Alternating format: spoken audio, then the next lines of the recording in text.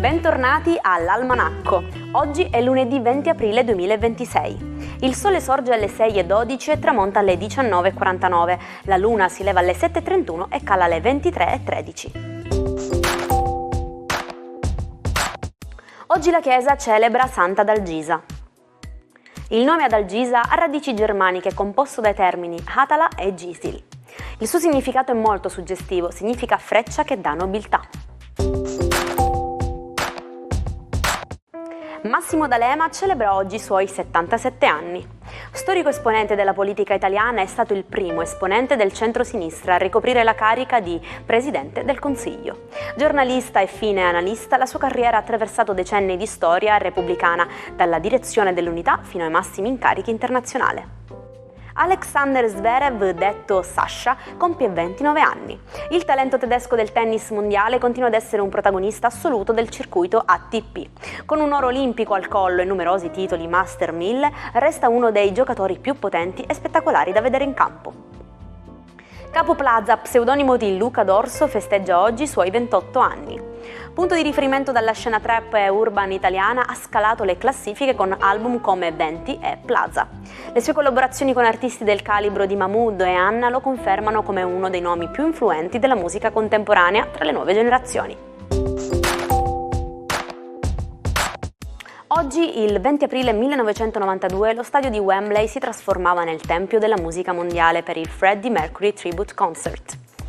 A pochi mesi dalla scomparsa del leader dei Queen, le più grandi stelle del rock si riunirono per un evento epocale, trasmesso in Mondovisione, sensibilizzando così il pianeta intero sulla lotta contro l'AIDS.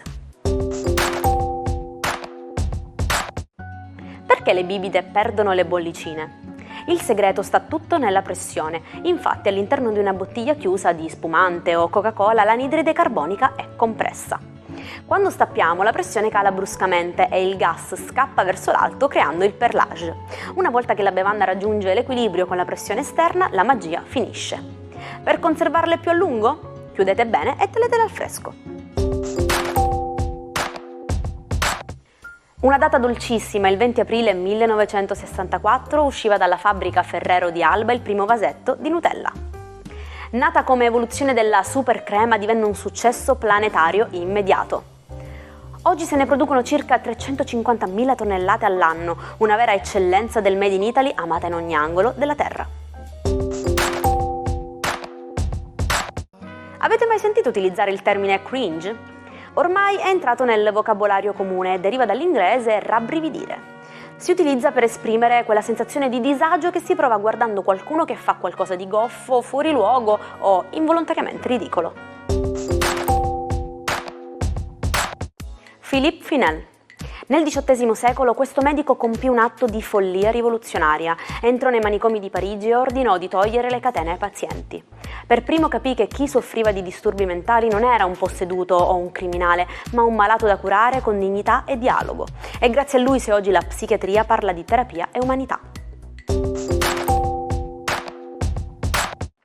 E ci salutiamo con la nostra frase del giorno.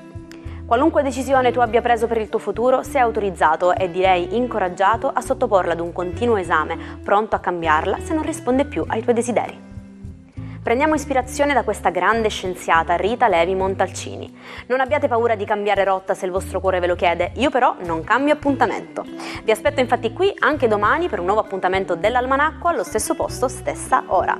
Buon lunedì dalla vostra Jaire.